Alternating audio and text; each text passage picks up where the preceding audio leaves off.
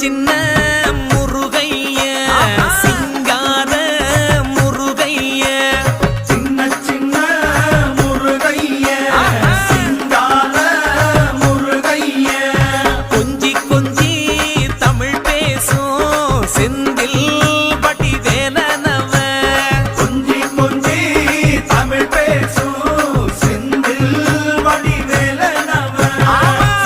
சின்ன முருகைய சிங்கார முருகைய கொஞ்சி கொஞ்சி தமிழ் பேசும் செந்தில் வடிவேலனவ